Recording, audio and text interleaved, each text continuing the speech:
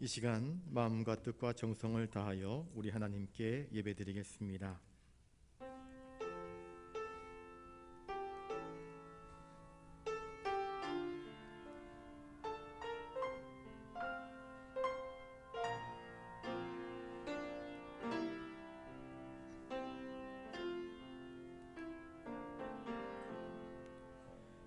여호와께 감사하라. 그는 선하시며 그 인자하심이 영원함이로다. 우리를 우리의 대적에게서 건지신 이에게 감사하라. 그 인자하심이 영원함이로다. 하늘의 하나님께 감사하라. 그 인자하심이 영원함이로다. 거룩하신 주님, 참으로 감사를 드립니다. 날마다 저희들에게 인자와 은혜를 한량없이 베풀어 주시는 그 하나님의 은혜를 알기에 이 시간 수요 기도회로 모여 하나님의 은혜를 찬송하고 하나님께 합당한 찬양과 경배를 올려드립니다. 이 시간 우리에게 하늘의 은혜로운 말씀으로 공급하여 주시옵시고 풍성한 기도의 응답으로 저희들의 심령을 뜨겁게 하여 주시옵소서. 저희가 드리는 찬송과 경배를 통하여서 주님 홀로 영광받아 주시옵소서. 존귀하신 예수님의 이름으로 기원하옵나이다. 아멘. 찬송가 104장 부르신 후에 정은경 권사님 기도하시겠습니다.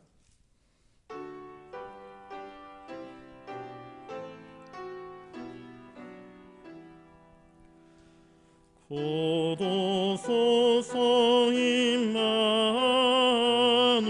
임마누엘 오 구하소서 이스라엘 그 포로 생활 고달파 메시아 기다립니다.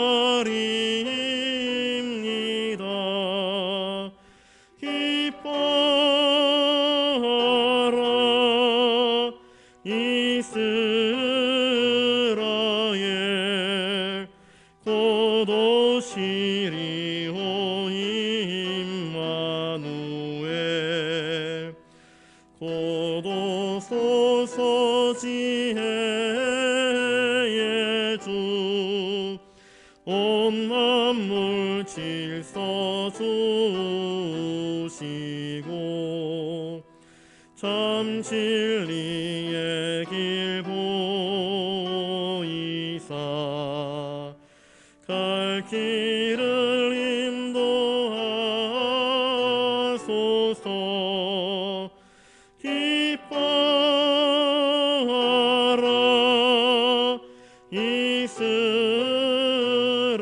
이스라엘 곧 오시리오 임마누엘 곧 오소서 소망의 주 만 백성 한 맘 이루어 시기와 분쟁 없애고 참 평화 채워주소서. 기뻐하라 이스라엘 곧 오시리오 임마누엘.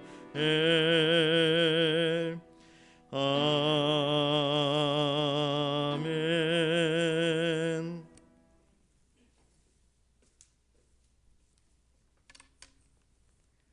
언제나 우리와 함께 동행하시며 우리에게 날마다 새 힘을 공급해 주시는 여호와 하나님, 지난 3일 동안 세상 속에서도 아버지의 사랑과 은혜 안에서 살게 하시고 오늘 이 시간 주의 말씀을 사모하여 예배의 자리로 오게 하심을 감사드립니다. 저희가 드리는 이 예배가 오직 하나님께만 영광 올려드리는 예배가 되게 하시고 아버지 홀로 영광 받으시옵소서. 저희의 모든 것을 감찰하시는 하나님 아버지, 저희들이 주님의 놀라우신 십자가 사랑과 구속하신 은혜를 경험했음에도 불구하고 아직도 저희는 옛사람의 구습을 따라 썩어져가는 세상을 쫓는 욕구속에 살고 있음을 고백합니다. 욕심과 욕망과 분노와 교만이라는 쓴뿌리들로 인해 많은 죄악을 저질렀음을 감히 이 자리에서 고백드리지 않을 수 없습니다. 하나님 아버지, 세상의 유혹 앞에 힘없이 넘어져서 주님 주신 십자가 은혜를 던져버리고 가룟 유다의 주님을 배반하고 은 30세겔에 주님을 판 것처럼 우리도 세상과 타협하여 주님을 팔았음을 고백합니다. 주님, 구원받았다는 안도감으로 인하여 얄팍한 습관적 회개를 하였음을 자복합니다. 바람 앞에 놓인 등불처럼 흔들리기 쉬운 저희를 주님의 크신 사랑으로 능력으로 붙들어 주셔서 세상을 이기는 승리의 삶이 되게 하여 주시기를 간구드립니다. 주님, 저희들을 오직 예수만 바라보며 순종하는 삶을 살게 하여 주시옵소서. 교회의 머리가 되시는 주님, 하나님을 믿는 거룩한 믿음의 지체들이 저희 모두가 성령의 법을 따라 살며 거룩하신 하나님의 뜻을 온전히 이루어가게 하여 주시옵소서.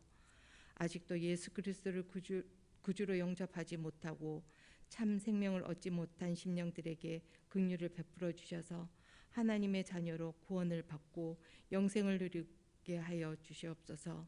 우리의 삶을 주님께 온전히 의탁하게 하여 주시옵소서. 저희가 부족하고 게을러서 주님이 주신 사명을 잘 감당하지 못하였으나 이제부터는 새로운 마음으로 아버지가 바라는 일들을 잘 감당하기를 원합니다. 우리 교회가 성령이 충만하여 많은 영혼을 구원하게 하시며 늘 사랑과 은혜가 풍성하여 복받는 교회가 되도록 인도하여 주시옵소서. 그리하여 이 지역의 영혼 구원선이 되게 하여 주시고 이 나라의 썩음을 막는 빛과 소금의 역할을 잘 감당하는 저희 교회가 되게 하여 주시옵소서.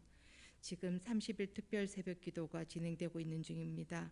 새벽을 깨우셔서 하루의 첫 시간을 주님과 만날 수 있는 영광을 허락하시며 감사드립니다.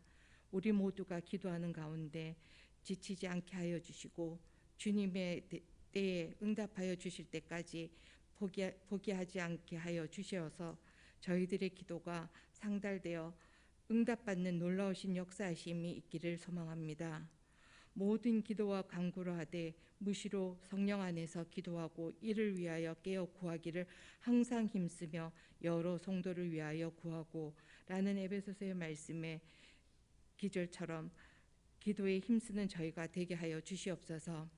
이 예배를 통하여 우리의 불순종함과 냉정한 마음, 교만한 마음과 미움이 물러가게 하시고 자기가 하나님이 되어 남을 정죄하는 교만과 염려와 질병과 더럽고 악한 것들이 물러가고 대신 그 자리에 성령의 충만함이 세워지게 하여 주시옵소서. 사랑과 희락과 화평과 오래 참음과 자비와 양성과 충성과 온유가 절제라는 성령의 9가지 열매를 맺는 저희들이 되기를 염원합니다. 이 자리에 참석하지 못한 한우들에게는 아버지의 치유의 손길로 덮어주시기를 원합니다. 마리아 찬양대의 찬양을 기쁘게 흠양하시고 아버지 홀로 영광 받으시기를 원하오며 이 모든 말씀 우리 주 예수 그리스도 이름으로 기도드립니다. 아멘.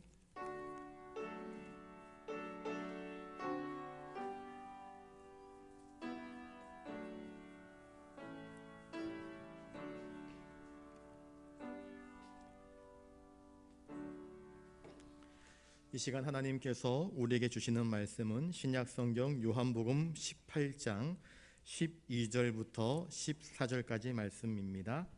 신약 178면에 있습니다. 우리 한 목소리로 말씀을 같이 읽겠습니다.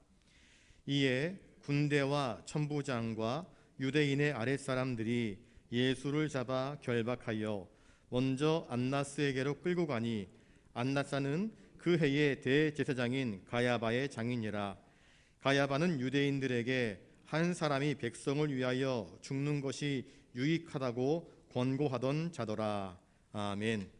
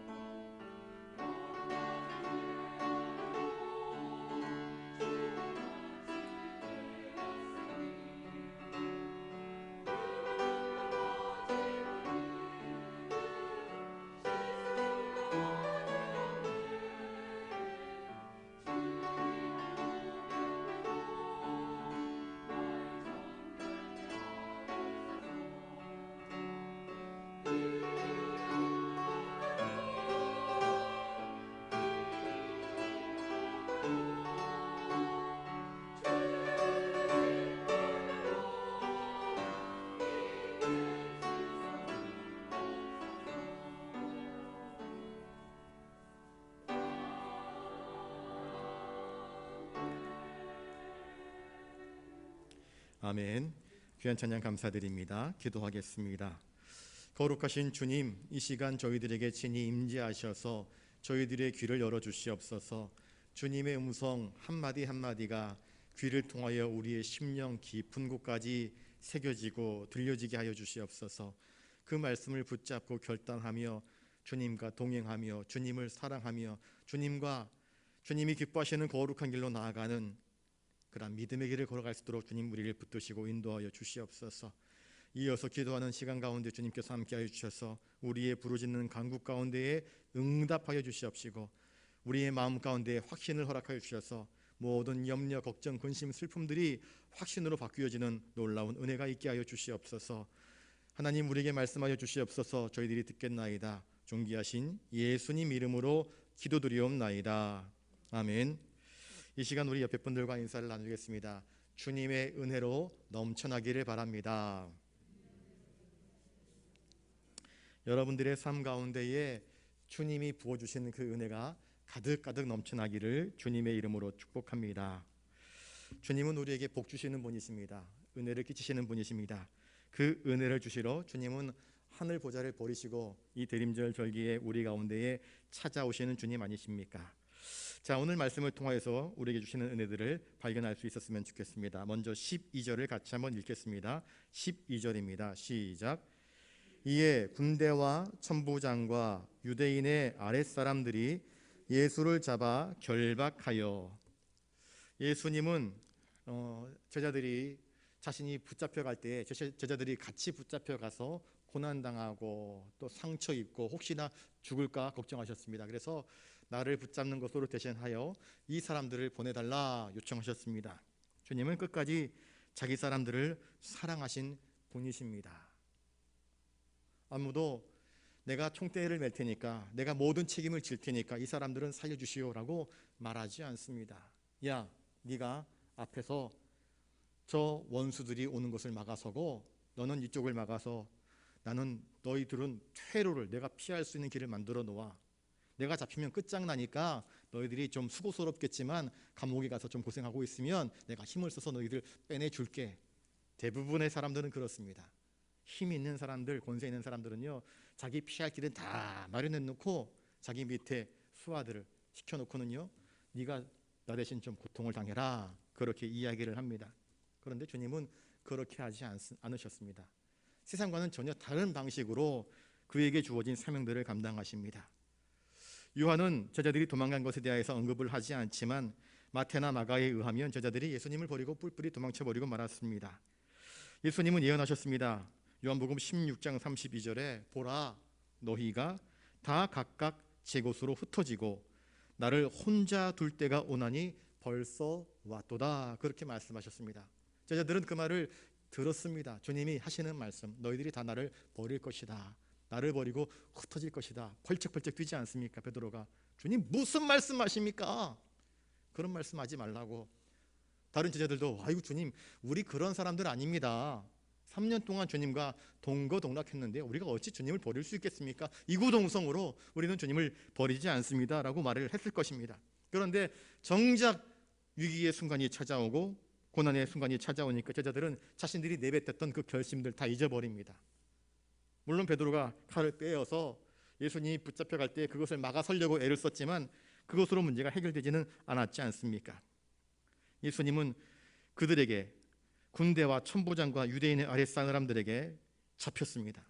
이 잡았다라는 말은요, 체포했다라는 뜻입니다. 그냥 이렇게 손을 잡은 것이 아닙니다. 체포한 것입니다. 여러분들 체포할 때 어떻게 합니까? 윽박지르면서 하지 않습니까? 강제적인 물리적인 힘이 가해지지 않습니까? 예수님은 전혀 죄인이 아닌데 마치 중범죄를 저지른 사람처럼, 죄인처럼 취급을 당하였습니다. 그 손이 뒤로 꺾여졌습니다. 결박합니다. 결박이란 무엇인가? 양팔을 묶고 또 쇠고랑을 채우는 것입니다. 주님을 핍박하는 자들은 악한 의도를 가지고 그 일들을 행했습니다. 주님은 그 어떤 범죄 사실이 없습니다. 죄를 지었으면 그 죄에 대해서 증거를 내밀고 당신이 이러이러한 죄를 저질렀으니 갑시다 라고 이야기해야 될 텐데 죄가 아직 드러나지도 않았는데 이미 동행하자 그렇게 해야 될 텐데 그렇지도 않고 그냥 강제적으로 물리적으로 주님을 묶어버리고 말았습니다. 포박했습니다. 죄인처럼 결박했습니다. 주님은 도망가실 분도 아닌데 도망갈 것처럼 도망가지 못하도록 하기 위해서 꽁꽁 묶어 놓았습니다. 주님은 저항하시는 분이 아니지 않습니까?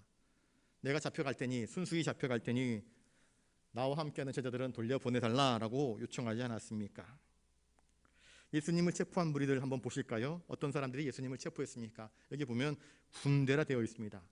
예수님 한 사람 체포하려고 군대가 왔습니다. 군대. 그 뒤에 나오는 단어가 무엇입니까? 천부장입니다.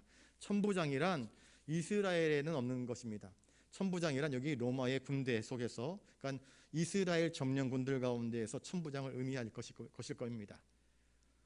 이스라엘 내에서는요 그렇게 군사력을 동원할 수 없습니다. 왜냐하면 군사력을 동원하게 되면 이 로마의 정부와 대항하는 저항군이 될 수 있기 때문에 그렇게 로마가 허락하지는 않습니다. 천부장이 왔습니다. 아마 이 천부장은 유대의 종교 세력들과 아마 결탁을 했을 것입니다. 뇌물을 고여가지고 우리가 이렇게 줄 테니까 저 예수라는 자식을 잡아주십시오. 공권력을 우리가 사용할 수 없으니까, 그런 실행 능력이 없으니까 당신들이 우리에게 좀 도와주셨으면 좋겠습니다 하여서 군대와 천부장, 그러니까 천부장이 왔다 하는 것은, 천부장은 자기 밑에 1000명의 군사를 통솔할 수 있는 권한을 가진 자가 아니겠습니까? 물론 그 한밤중에 1000명까지 데리고 왔을 리는 만무하지만 적지 않은 군사들이, 본문에 보니까 군대라고 되어 있으니까 적지 않은 군병들이 예수님을 잡기 위해서 온 것입니다. 그리고 거기에다가 유대의 아랫사람들, 곧 사내들인 공의회의 종교 경찰들이 쫓아와 가지고는 예수님을 붙잡아 가는 일에 하나가 된 것을 이야기하고 있습니다. 군대가 왔고 천부장이 왔다는 것은요, 예수님을 그냥 평범한 죄인으로 여기는 것이 아니라 백성들을 선동하여서 어떤 반란과 음모를 일으킬 수 있는 밀란의 주동자로서 그렇게 거짓 밀고를 하고 천부장을 움직여서 로마의 군사력을 이용하여서 예수님을 붙잡아 가는 모습을 우리에게 보여주고 있습니다. 군대가 왔다, 서슬퍼런 칼과 창을 들고 왔다. 그 광경은 매우 삼엄했을 것입니다. 한 몇 명 왔으면은 제자들이 도망치지 않았을 것입니다. 어쭈 한번 해보자고 하면서 덤볐을지도 모릅니다. 그런데 군대가 오니까 제자들은 어쩔 줄 몰라 합니다. 그래서 다 도망치지 않습니까? 시편 2편 1절에 어찌하여 열방이 분노하며 민족들이 허사를 경영하는고, 그렇게 이야기하고 있습니다. 예수님을 잡아 죽이려고 로마와 유대교 종교 지도자들이 서로 결탁하여서 예수님 메시아를 잡아 죽이는 일에 하나가 되는 일들을 보여주고 있습니다. 그런데 이 모든 일들이 허사를 경영하는 것이다 라고 시편은 예언하고 있습니다. 사실 주님은 일부러 이 고난의 길 가운데에 스스로 자원하여서 들어가셨습니다. 잡히기 전에 잡힐 것을 아셨습니다. 여러분, 잡히기 전에 잡힐 것을 알면 여러분들 같으면 어떻게 하시겠습니까? 야, 적들이 온다 하는 것을 미리 알고 계신다고 한다면 여러분 어떻게 하시겠습니까? 비행기를 타서든 기차를 타서든 다른 방식을 통해서든 그 잡힐 수 있는 길을 피해서 달아나지 않겠습니까? 뻔히 잡힐 걸 아는데 왜 잡힙니까? 어리석은 자나 잡히지요. 그런데 주님은 잡힐 것을 아시는데, 적들이 오는 것을 아시는데 두려워하지 않고 오히려 그 적들에게 나아가고 있는 모습을 보여주고 계십니다. 이것은 무엇을 의미하는가? 주님은 자신에게 다가오는 고난에 억지로 끌려가는 모습이 아니라 그 고난에 마주대하면서 스스로 잡혀가는 모습을 우리에게 보여주고 계십니다. 우리를 얼마나 사랑하셨는지 우리에 대한 사랑을 이렇게 스스로 끌려가는 것으로 나타내십니다. 하나님 아버지의 뜻에 대하여서 얼마나 철저하게 순종하셨는지 주님은 그 길이 고난의 길, 수치의 길, 사람들의 무시, 조롱, 멸시를 받는 길인 줄 뻔히 알고 계심에도 불구하고 그 길을 모른 척 외면하거나 피하거나 숨어버리는 것이 아니라 그 길을 향하여서 똑똑한 눈으로 쳐다보면서 그 길을 향하여 나아가고 있는 모습을 우리에게 보여줍니다. 주님은 자신을 성전 제단불에 묶어 놓으셔서 하나님께 드려지는 어린 양의 희생 제물처럼 자신을 묶어 놓는 것입니다. 인간을 묶어 놓는 것은 무엇입니까? 죄의 사슬입니다. 탐욕의 사슬입니다. 그런데 주님은 그 사슬을 끊어버리시려고 자신이 대신 묶여 끌려가는 모습을 우리에게 보여주십니다. 주님이 맞으심으로 우리가 나음을 입었고 주님이 끌려가심으로 말미암아 우리가 풀려남을 입은 것 아니겠습니까? 주님의 은혜입니다. 주님이 결박당하신 것은 우리의 멍에를 가볍게 하기 위함입니다.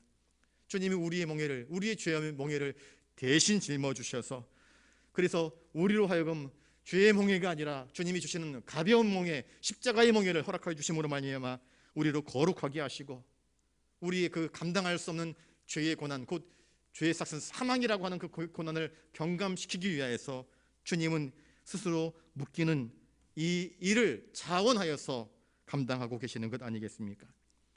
이 사실을 알았기 때문에, 이 은혜를 알았기 때문에, 이 사랑을 알았기 때문에 바울과 실라가 복음을 증거하다가 착고에 매였을 때에, 야, 주님이 우리를 위해서 이렇게 매이고 갇히고 매를 맞고 고통당했는데 내가 주님이 걸어가신 그 십자가의 길을 한 걸음이라도 걸어갈 수 있으니 얼마나 감사한지.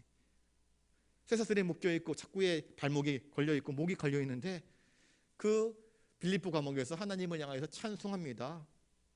놀랍지 않습니까? 신기하지 않습니까? 바울은 고백합니다. 그리스도의 남은 고난을 내 몸에 치운다. 이것이 나에겐 영광이다 이야기합니다. 영광이다. 그리스도가 당하셨던 그 고난의 흔적들 속에서 나도 그리스도의 고난을 조금이나마, 아주 조금이나마 내 몸에 치워놓을 수 있는 것이 얼마나 자랑스러운 일인가. 복음을 위하여서, 하나님의 영광을 위하여서 하나님의 뜻에 순종하다가 당하는 고난은 고난이 아니라 영광이며 자랑이며 은혜임을 바울은 우리에게 자신의 삶으로 고백하고 있지 않습니까? 사람들은 보통 억울한 일 당하거나 불의한 힘에 대하여서 러시아가 침공에 들어왔을 때 우크라이나가 자기 나라를 수호하기 위하여서 힘 대 힘으로 대응하지 않습니까? 오늘 뉴스를 보니까 우크라이나에서도 러시아 본토에 이제 드론을 쏘아가지고는 이제 군사 기지에, 비행 기지에다가 폭탄을 터뜨려서 이제 러시아 본토에서도 지금 난리가 났다 하는 이야기를 들었습니다. 러시아가 또 이제 보복한다고 미사일을 날리고, 근데 러시아가 날리는 미사일은요 군사 지역과 민간인을 가리지 않고 무자비적으로 막 쏟아버리는 것이지만, 그래도 우크라이나 사람은 조금 더 좀 신사적인 것 같습니다. 군사 기지만 폭격을 해요. 민간인들에게는 폭격을 하지 않습니다. 아무튼 보통 사람들은 억울한 일을 당하면은요 불의한 힘에 대하여서 수단과 방법을 가리지 않고 자기를 변호하고 보호하고 강대강으로 맞붙어 싸우려고 합니다. 누구나 그렇게 합니다. 더 큰 힘이 있으면 네가 나에게 한 대 때렸으니까 나는 2대 3대 때려버릴 거야 하면서 복수에 복수를 더해서 2중 3중으로 갚아버리는 것이 바로 우리 인간들의 삶의 논리입니다. 힘이 없어서 그저 맞을 뿐이지 힘이 있다고 한다면 맞지 않으려고 하는 것이 우리 인간의 본성인 것 아니겠습니까? 그런데 보십시오. 나에게 무력이 있다. 상대방의 무력이 있다. 그런데 상대방의 무력이 더 크다. 나의 무력이 약하고 부족하다. 매를 맞고 빼앗기고 뜯긴다. 속으로 앙금을 갖지 않습니까? 내가 너보다 무력이 더 세지면, 힘이 더 세지면, 키가 더 커지면, 더 높아지면 내가 이것을 참느냐 봐라. 그러면서 마침내 힘이 생기고 무력이 있고 키가 커지고 권세가 있으면 넉넉히 갚으려고 하는 것이 인간들의 모습 아니겠습니까? 그런데 그런 무력은 또 다른 복수를 낳고 그 복수는 또 다른 원한을 낳고 이것이 끊임없는 악순환이 되어서 우리 인간 세계를 파멸로 이끌어가는 모습인 것을 우리는 인간 역사를 통해서 1차 대전과 2차 대전을 통해서 우리가 보지 않습니까? 여러분, 분노와 원한과 원망, 이것은요 누군가 한 사람이 용서하지 않으면 끊임없이 서로를 갉아먹는 피해 악순환이 될 수밖에 없음을 우리는 역사를 통해서 잘 알 수 있습니다. 내 무력이 더 커져서 상대방에게 안갚할 수 있습니다. 그런데 상대방의 힘이 더 커지면 나는 또 다른 안갚음을 당할 수 있는 것 아니겠습니까? 그러니 강대강으로 싸우자고 하는 것은 끝이 없는 서로를 갉아먹는 인생의 좀과 같은 것입니다. 주님은 어떻게 하십니까? 고난을 받지만 으르렁거리면서 위협하지 않았습니다. 그저 이 세상 모든 것들을 공의로 심판하실 아버지에게 모든 것들을 부탁하십니다. 여러분, 이 주님을 바라보면서 저와 여러분들이 배워야 될 자세가 무엇인가? 하나님의 뜻을 구하는 자세를 배우실 수 있기를 바랍니다. 억울한 일 당할 때 하나님 복수해 주세요 기도하는 것보다 하나님, 나는 여기에서 하나님의 뜻을 어떻게 발견할 수 있겠습니까? 하나님 어찌하여야 합니까? 주님도 고민하지 않습니까? 이 고난의 길, 이 십자가, 나의 이 마시려는 잔, 이 잔을 내게서 옮겨달라고 주님도 정말 인간의 몸을 입고 오신지라 하나님 앞에 애원하면서 기도하지 않습니까? 그런데 주님은 철저하게 그 기도의 말미에 하나님 아버지, 내 뜻 나의 원대로 하지 마시고 아버지의 원대로, 아버지의 뜻대로 모든 것이 이루어지기를 바랍니다. 이것이 주님의 최종 기도의 목적이었습니다. 그것은 무엇입니까? 하나님, 하나님의 뜻이 나를 통하여서 이 땅 가운데 이루어지는 것이야말로 내가 이 땅에 온 사명이며 내가 이 땅의 목적이며 이것이야말로 하나님께 영광 돌리는 길임을 알았기에 하나님의 영광을 목표로 해서 자신을 쳐서 복종시키는 그 길을 걸어가기를 다짐하지 않습니까? 악을 악으로 이기는 것은 불신 세상에서 행하는 힘의 논리입니다. 그러나 우리 성도들은 악을 악으로 이기려 하는 것이 아니라 어찌하든지 간에 악을 선으로 이기는 방법을 배워야 합니다. 이것이 천국에서의 승리의 방법입니다. 그러므로 주님은 자기에게 다가오는 악의 그림자, 악한 무리들, 군대, 나를 때리고 침뱉고 조롱하고 나를 가두어 버릴 그 악한 세력이 오시는 것을 알면서도 피하거나 도망치지 않습니다. 담대하게 맞서십니다. 사내들인 공의에서 파병된 군병들에게 체포될 당시 제자들은 뿔뿔이 도망쳤습니다. 혈기왕성한 베드로가 대제사장의 종이었던 말고기의 귀를 잘라 베었다가 주님으로부터 오히려 책망받고 주님이 그 귀를 붙여주지 않습니까? 주님은 힘이 없어서 군병들에게 붙들려 간 것이 아닙니다. 주님은 하나님의 아들이십니다. 주님은 아버지께서 주시는 잔을 내가 마셔야 하지 않겠느냐 다짐하셨고 마침내 자진하여서 순순히 그 악한 군병들의 포박을 손내밀어 받으신 것입니다. 이사야에 예언된 하나님의 약속의 말씀을 주님은 성취하시기 위하여서 그렇게 자진하신 것입니다.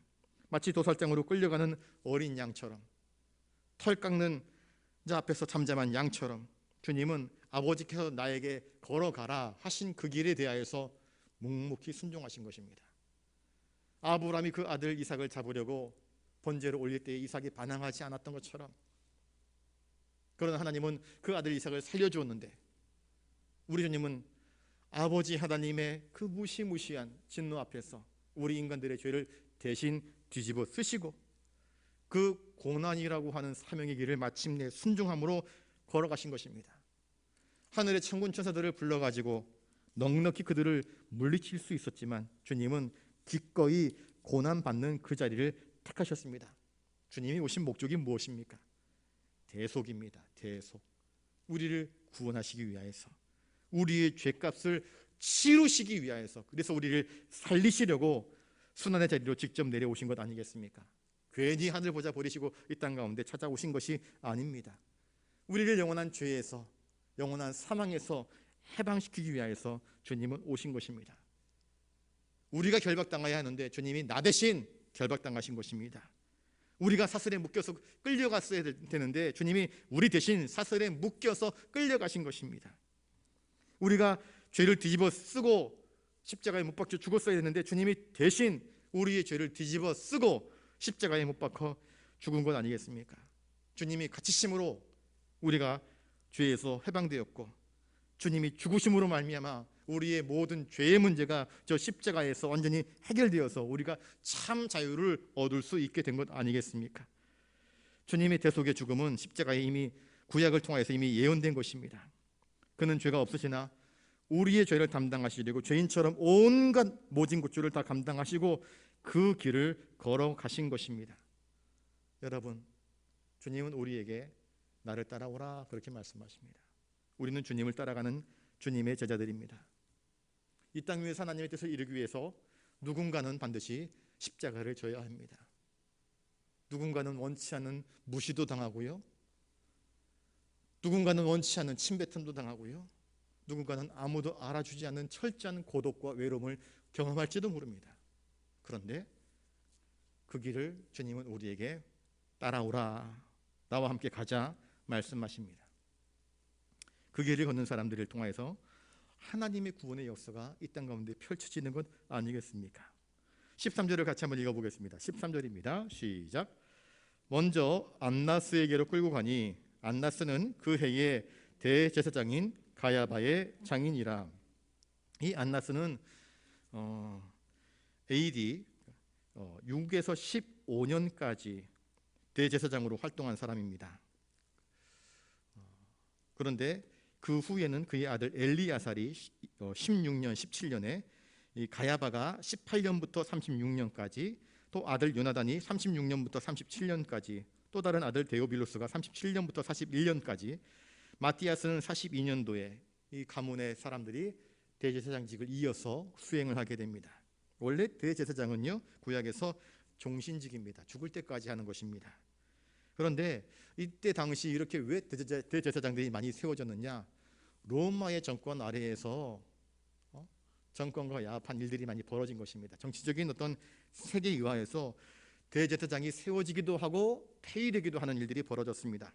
이 안나스는 로마의 총독인 그라투스에 의하여서 그 직분을 상실합니다. 그런데 그의 가문의 사람들이 여전히 대제사장의 직분을 감당하고 있으니 뒤에서 조종하는 것입니다. 안나스가 어른으로서 뒤에서 이렇게 저렇게 핸들링을 하고 있는 모습을 보여줍니다. 그래서 예수님이 체포된 뒤에 곧바로 그 해의 대제사장인 가야바의 집으로 가지 않고 가야바의 장인이었던 안나스의 집으로 먼저 간 까닭은 안나스가 가야바보다 더 어른이었기 때문에, 그러니까 전임 대제사장이고 암중에 이 대제사장들의 지금 현직 혹은 전직 앞으로 대제사장이 될 수 있는 사람들에게 막강한 영향력을 휘두르는 사람이 바로 이 안나스였던 것입니다.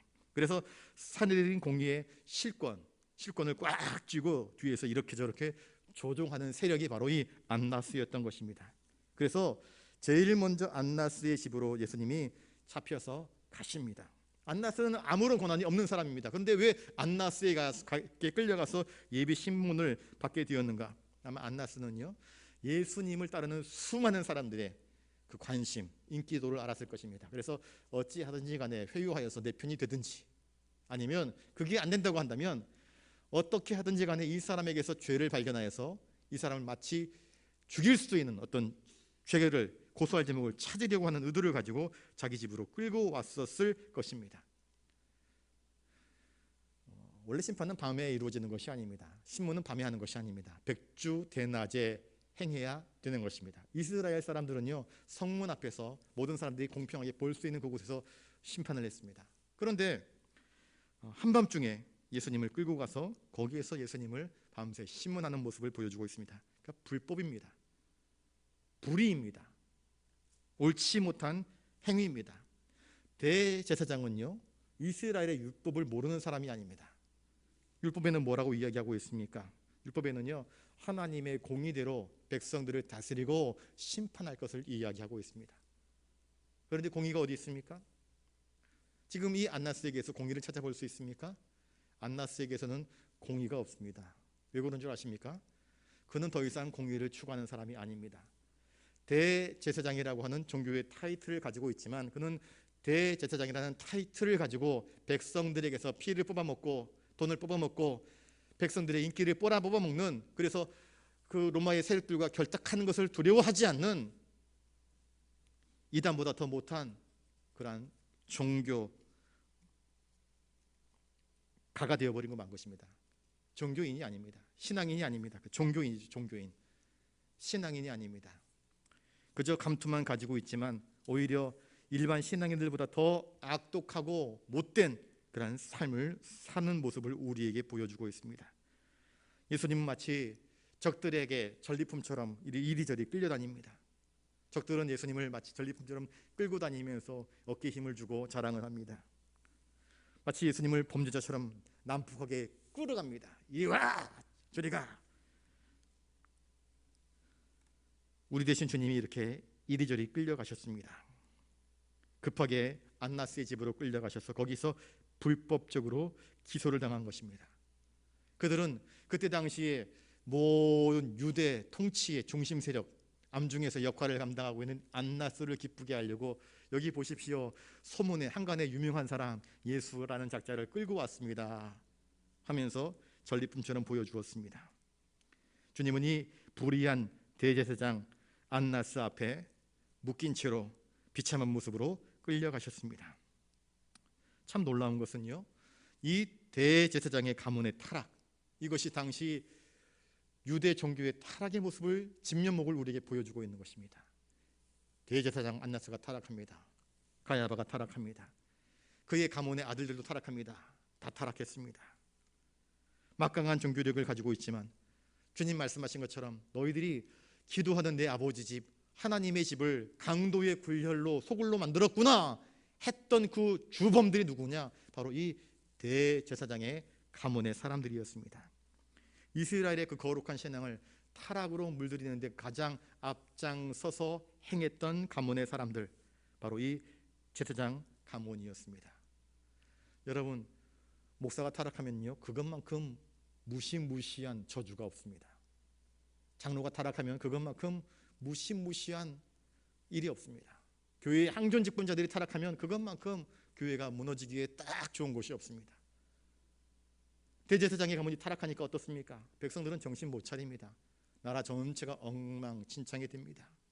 구심점이 없습니다. 썩을 대로 썩었으니 기댈 것이 없지 않습니까? 그 세상 가운데 주님이 오신 것입니다. 그 세상을 구원하시려고 주님이 오신 것입니다. 그 썩어 문드러진 세상을, 그 죄인들을 구원하시려고 주님이 오신 것입니다. 14절에 뭐라고 하고 있습니까? 14절을 같이 한번 읽을까요? 시작. 가야바는 유대인들에게 한 사람이 백성을 위하여 죽는 것이 유익하다고 권고하던 자로라. 이 가야바는 요한복음 11장 50절에 보시면 이렇게 이야기합니다. 한 사람이 백성을 위하여 죽어서 온 민족이 망하지 않게 되는 것이 너희에게 유익한 줄을 생각하지 아니하는도다. 그렇게 이야기를 합니다. 예. 나사로가 살아나고 난 다음에 사람들이 예수님에게로 막 몰려들면서 예수님이 아주 신격화됩니다. 엄청나게 많은 사람들이 예수님께로 몰려듭니다. 그러자 이 가야바는 어떤 생각을 했는가? 가야바는 당시 대제사장이었기 때문에 백성들을 이끌어갈 어떤 정신적인 리더였는데, 이러다가 혹시라도 백성들이 예수님을 앞장세워서 반역의 음모, 곧 로마와의 항쟁을 하거나 싸우는 일이 벌어지게 되면 큰일 나는 것 아니겠습니까? 그러면은요, 로마와 결탁한 우리들은 그 모든 세력을, 지지 세력을 잃어버리게 되는 것입니다. 자신의 입진양명, 자신들이 지금 기득권을 가지고 있었는데 그 기득권이 망가질까 봐 두려워서 한 사람이 죽는 것이, 데모가 일어나고 폭동이 일어나서 로마와 싸우면 우리는 100번 싸우면 100번 질 것이 뻔하기 때문에 우리는 그들의 앞잡이가 되었는데, 그러면 이거는 나도 죽고 너도 죽고 다 죽는 것이다 라고 참 보기 좋은 듯 말을 하지만 결국에는 예수를 잡아 죽이려고 하는 악한 의도로 이 망언을 한 사람이 바로 이 가야바입니다. 한 사람이 백성을 위하여서 죽는 것이 낫지 않겠냐? 한 사람이 죽어서 모든 문제가 잠잠해지면 그것이 의로운 것이든 불의한 것이든 관심이 없습니다. 관심이 없습니다. 겉으로는 한 사람이 죽어서 모든 백성이 사는 것이 낫다 이야기하지만 실제로는 한 사람이 죽어서 우리의 기득권을 잃지 않는 것이 더 낫지 않느냐라고 해석하는 것이 더 맞을 것입니다. 가야바는 이처럼 자신이 가지고 있는 이 대제사장이라고 하는 타이틀을 가지고 정치적으로 모든 것들을 해석을 합니다. 자신의 유익과 권력을 위해서 움켜진 것을 결코 놓지 아니하려고 하는 사람이 바로 이 가야바였던 것입니다. 율법에 정통한 사람입니다. 말씀 한 구절 한 구절을 달달달달 외울 수 있는 사람이 대제사장입니다. 정통한 사람입니다. 그런데 말씀을 달달달달 외우고 정통하면 무엇 한단 말입니까? 가야바는 아마 기도했을 것입니다. 백성들 앞에서 거룩하게 두 손을 들고 기도했을 것입니다. 백성들이 양을 가지고 오면 그 양에다가 안수하면서 그 양을 하나님께 번제로 드리면서 거룩한 척 기도했을 것입니다. 그런데 그것이 하나님 보시기에 과연 의로운 제사였는가? 가야바는 악한 사람이었습니다. 종교라는 것을 이용하여서 백성들 위에 군림하고 하나님의 아들 예수를 핍박하는 일에 주범이 되는 그러한 악한 모습을 우리에게 보여주고 있습니다. 저를 따라서 한번 해볼까요? 욕망의 크기가 진리의 크기보다 더 큰 사람, 이게 바로 가야바였고 안나스였습니다. 여러분, 내 안에는 무엇이 더 큽니까? 주님의 말씀이 더 큽니까? 우리 마음에는요, 저울이 있습니다. 저 법원 앞에 가보면 저울 있지 않습니까? 정의라는 저울. 저울을 놓고 얻은 것이 무거우냐 이거 재는 것 아니겠습니까? 그런데 이 가야바 안나스는 정의라는 저울을 잃어버리고 말았습니다. 돈을 더 많이 주면 정의가 얼마든지 굽어지고 정의가 얼마든지 사라져버리는 것이 바로 그들의 삶이었습니다. 타락한 모습을 우리에게 보여주고 있는 것입니다. 욕망의 크기가 더 큰 사람들입니다. 진리의 말씀은 그저 껍데기일 뿐입니다. 그들은 감투가 더 크고 기득권이 더 크고 명예가 더 크고 재물이 더 크고 우리가 가지고 있는 권세를 유지하는 것이 더 큰 사람들이었습니다. 백성들의 신음소리, 예수님의 의로운 생명의 말씀 이런 것 하나도 들리지 않습니다. 그저 나와 우리 가문만 잘 되면 돼 하는 이 욕망만 부글부글 끓어오르는 그의 인생, 소돔과 고모라와 다를 바 없는 탐욕의 인생이 바로 안나스의 가문이었고 가야바의 가문의 모습이었고 당시 종교 지도자 그 중심에 서 있었던 그들의 비참한 모습이었던 것입니다. 그런데 하나님은 놀랍게도요, 그러한 비천한 죄인들을 구원하시려고 당신의 아들을 이 땅 가운데 보내셨어. 또 예수님은 이 모든 것들을 아시면서도 자원하여서 그 십자가의 길, 순환의 길로 그렇게 한 걸음 한 걸음 용감하게 걸어가시는 모습을 우리에게 보여주고 있습니다. 이 대림절에 주님이 왜 우리에게 찾아오셨는지, 주님이 걸어가셨던 그 십자가의 길을 하나하나 묵상하면서 나는 어떻게 주님을 따라갈 것인가, 나는 어떻게 주님을 맞이할 것인가, 나는 무엇에 더 무게중심을 두고 인생을 살아갈 것인가. 가야바처럼 안나스처럼 세상의 재물과 세상의 명예와 세상의 이득을 추구하기 위해서 기꺼이 주님을 팔아버리는 가룟 유다처럼 은30이 더 중요하여서 예수님을 은30에 팔아버리는 그러한 비신앙인의 모습을 살아갈 것인가, 불신앙의 모습을 살아갈 것인가, 아니면 진실하게 끝까지 주님을 붙잡고 진리의 말씀을 붙잡고 어렵고 힘들고 괴롭지만 끝까지 믿음으로 살아가기를 다짐하는 그런 진실한 신앙인으로 살아갈 것인가. 우리 자신을 한번 가만히 생각해 보시면서 오직 믿음으로 살아나가기를 택하는 저와 여러분 되시기를 주님의 이름으로 축복합니다. 기도하겠습니다. 거룩하신 주님, 대제사장의 가문이 로마 세력과 결탁하여서 예수님을 붙잡아 가야바의 장인이었던 안나스의 집으로 끌고 가 그를 희롱하고, 또 가야바가 한 사람이 죽는 것이 우리 유대민족이 망하는 것보다 더 낫다 이야기하면서 그것이 불의의고 그것이 불법인 민주를 뻔히 알면서도 마치 포장하여서 자기가 의로운 것인 것처럼 예수님을 악한 세력에 넘겨주는 일에 주범이 되었던 것들을 깨닫습니다. 하나님, 우리 시대에도 얼마든지 욕망으로 인생을 살아가는 사람들이 얼마나 많은지 모릅니다. 주여 도와주시옵소서. 우리가 욕망의 크기가 더 커져서 예수님의 진리, 예수님의 사랑, 예수님의 은혜를 값없이 여기는 자가 되지 않도록 하여 주시옵소서. 가장 귀하신 주님의 사랑, 주님의 은혜를 기억하며 감사함으로 믿음으로 순종하며 주님이 걸어가셨던 그 길을 묵묵히 따라갈 수 있는 믿음의 사람, 순종의 사람으로 살아가도록 우리를 도와주시옵소서. 감사를 드리오며 존귀하신 예수님 이름으로 기도드리옵나이다. 아멘. 찬송가 105장 찬양하시겠습니다.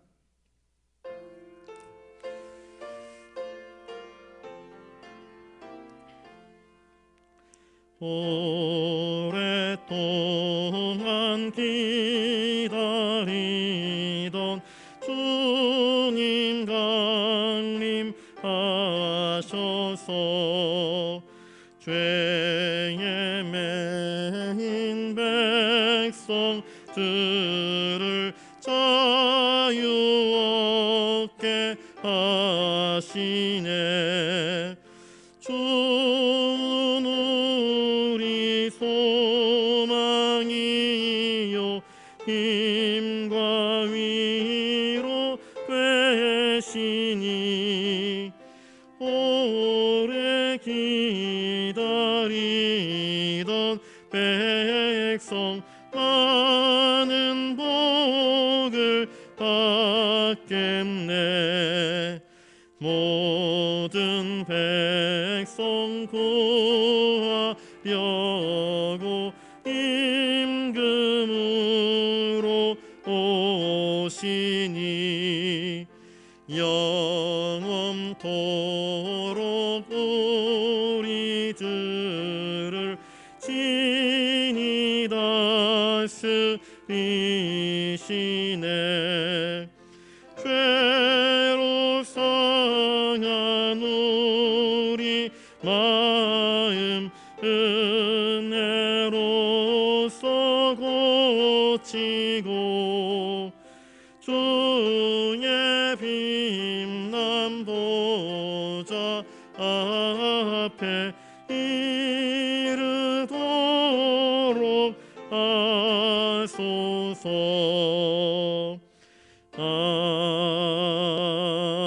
아멘. 오늘 이 저녁에 기도할 때는요, 우리 마음을 주님 앞에 찬찬히 내어놓으실 수 있기를 바랍니다. 내 안에 주님이 계시는가? 나는 주님을 영접할, 모시어드릴 준비가 되어 있는가? 나의 눈은 누구를 향하여 있고 나의 마음은 무엇으로 가득해 있는가를 가만히 살펴보십시오. 그리고 혹시라도 주님으로 인하여서 기뻐하지 않고 세상으로 인하여 기뻐하는 모습이 있다고 한다면 회개하시고, 주님으로 인하여서 기뻐하는 모습이 있다고 하시면 감사하십시오. 이것도 아니고 저것도 아닌 어정쩡한 길에 서 있다고 한다면 주님, 내 마음에 임재하셔서 확실하게 주님을 따라가고 확실하게 주님을 사랑하고 확실하게 주님의 뜻에 순종할 수 있는 거룩한 삶 살아가도록 나를 붙잡아 달라고 기도하실 수 있기를 바랍니다. 우리도 가야바가 될 수 있고 안나스가 될 수 있습니다. 목사라는 타이틀을 가지고 있고 종교인이라는 타이틀을 가지고 있지만 내 안에 욕망이 가득하고 내 안에 자기밖에 모르는 이기심이 가득한다고 한다면 우리는 얼마든지 우리가 가룟 유다가 될 수 있고 안나스가 될 수 있고 가야바가 될 수 있는 것입니다.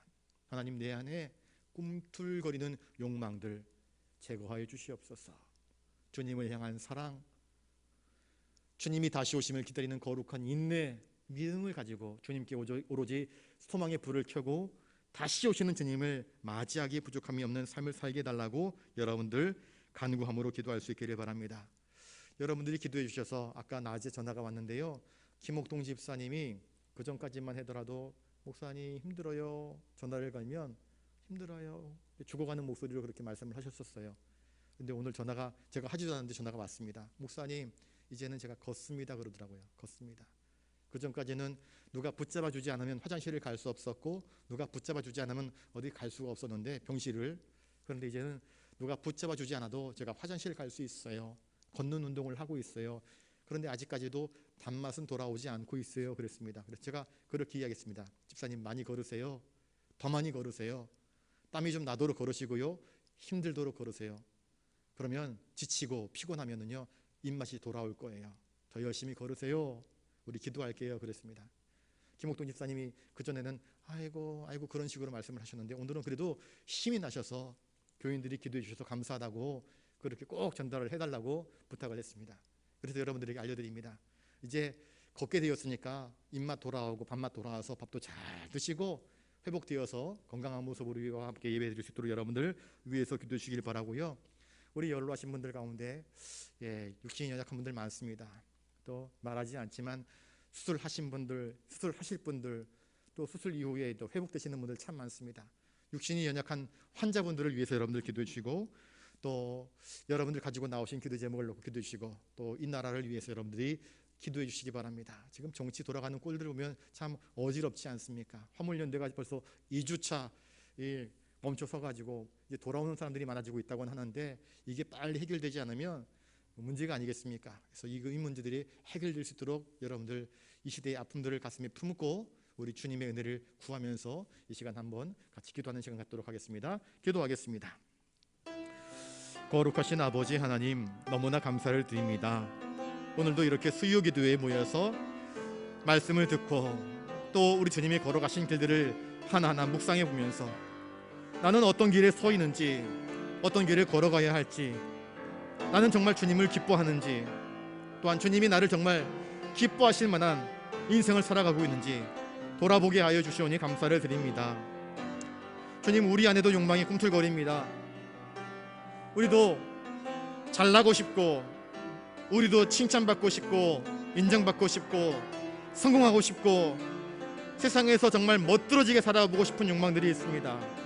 그러나 그것이 진실로 하나님이 기뻐하시는 진리의 길, 믿음의 길, 순종의 길과 맞지 않은 불의한 성공, 불의한 자랑, 불의한 영광이라고 한다면 기꺼이 그것을 포기할 줄 아는 믿음의 담대함을 저희들에게 허락하여 주시옵소서. 하나님의 아들 예수 그리스도께서 하늘 보좌를 버리시고 이 땅 위에 오셔서 친히 죄로 물들어버린 인생들을 구원하시려고 자원하여서 십자가의 길을 걸어가셨던 그 측량할 수 없는 은혜와 사랑을 우리가 기억하면서 내가 당하는 어려움들, 내가 당하는 억울함들, 내가 당하는 고통들, 그것 때문에 마음 상해하지 않고 주님이 걸어가셨던 그 길 속에 그리스도의 남은 고난을 내 몸에 채울 수 있는 영광을 우리가 훈장처럼 여기면서 감사함으로 그 고난의 길에 동참할 수 있도록 도와주시옵소서. 주여, 우리 부산 영락의 믿음의 권속들 가운데 육신의 질병들로 인하여서 아파하는 분들이 참 많이 계십니다. 암이라고 하는 질병에 걸리서 고통당하시는 분들, 뼈와 관절과 골수, 또 디스크, 혈관의 문제, 장기의 문제, 육신의 연약함 때문에, 독감과 코로나 때문에 눈에 보이는 것 보이지 않는 것들로 인하여서 아파하고 힘들어하고 고통당하는 우리 부산 영락의 믿음의 권속들을 주님께서 붙잡아 주시옵소서. 하나님은 치유하시는 하나님, 하나님은 모든 것들을 위해 질서를 허락하시는 하나님이십니다. 우리의 몸에 무너져버린 질서들이 회복되게 하여 주시옵소서. 하나님 명령하셔서 온전케 하시고 회복케 하시고 치유케 하여 주시옵소서. 달리라고 하여 주시옵소서. 하나님 눈을 뜨라 말씀하여 주시옵소서. 나사로야 나오노라 말씀하여 주시옵소서. 그래서 그 모든 악한 질병에서 고침받아 하나님 그 병상에서 그 고통의 자리에서 예배의 자리로 나오게 하시고 주님을 찬양하며 주님을 섬기며 주님께 충성하는 자리로 나올 수 있도록 주님 건강의 축복을 허락하여 주시옵소서. 하나님, 이 나라 정치, 경제, 국방 돌아가는 여러 가지 많은 모습들 가운데 많은 위기의 일들이 저희들 앞에 노출되고 있습니다. 민노총의 화물연대 저항운동으로 인하여서 물류가 멈춰서고 경제가 어지러운 상태 가운데 있습니다. 하나님, 이 모든 문제들, 하나님, 우리 인간의 탐욕들, 우리 인간의 욕망들, 우리 인간의 죄의 문제들 주님 용서하여 주시옵시고 주님의 은혜로 해결될 수 있도록 도와주시옵소서. 하나님, 정말 생존권으로 인하여서 고통당하는 이들이 있다면 주님께서 그들의 생존권을 보장하여 주시옵시고, 그러나 악한 의도를 가지고 백성들의 선량한 마음들을 우롱하고 이용하는 자들이 있다고 한다면 그 악한 세력들을 주님께서 끝장내 주시옵소서. 하나님, 이 나라의 불의는 사라지고 정의가 샘물처럼 흐르게 하여 주시옵소서. 이 나라의 악함은 사라지고 하나님의 선하심과 인도하심이 빛처럼 우리의 삶의 길을 비추어 주시옵기를 간절히 바라옵고 원합니다. 정치도 경제도 교육도 국방도 돌아가는 모든 상황들도 주님의 인도하심이 없이는 하나님 무너져 버릴 것 같은 안타까운 삶을 저희들이 살아가고 있습니다. 주님 도와주시옵소서. 우리의 다음 세대를 주님께서 또한 기억하여 주시옵소서. 우리의 자녀 세대를 주님께서 기억하여 주시옵소서. 오늘도 이 저녁에 주님께 나와 여러 가지 기도의 제목들로 간구하며 부르짖는 당신의 거룩한 백성들의 눈물과 기도와 탄식들을 주님께서 들어주시옵소서. 주님, 그 탄식이 간구가 되게 하시고 그 눈물이 기쁨의 눈물로 바뀌어지게 하여 주시옵소서. 그 고통이 주님께서 허락하시는 위로가 되게 하시고 치유가 되게 하여 주시옵소서. 주님, 오늘도 이 저녁을 주님 앞에 나와 우리의 시간과 우리의 마음을 아뢰며 주님의 도우심을 구합니다. 주여, 평강의 주님께서 우리들의 마음을 오로만져 주시옵소서. 평강의 주께서 친히 우리의 일마다 때마다 오로만져 주심으로 말미암아 오직 주님이 이끄시는 선한 길로 인도함받게 하여 주시옵소서. 우리의 모든 간구를 주님께 아뢰입니다. 주여 들으시고 응답하여 주시옵소서.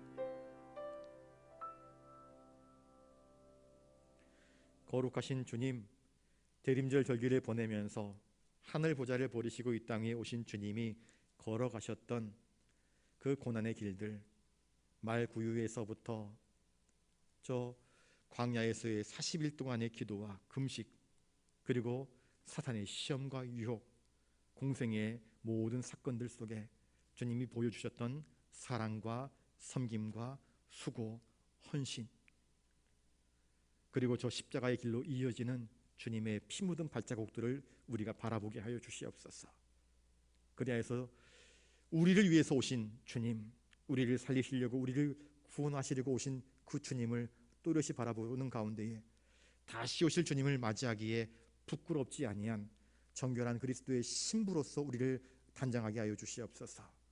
욕망이 자라나도록 내버려 두지 마시고 신앙이 자라가도록 주님께서 우리의 마음을 주장하여 주시옵소서. 주님이 기뻐하시는 삶을 살아갈 수 있도록 도와주시옵소서.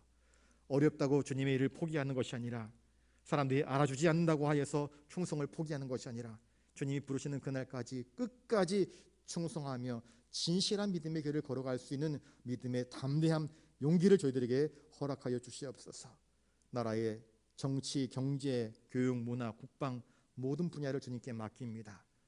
주님의 도우심이 없이는 어느 것 하나 성할 수 없는 것이 바로 우리의 인생의 모든 문제들입니다.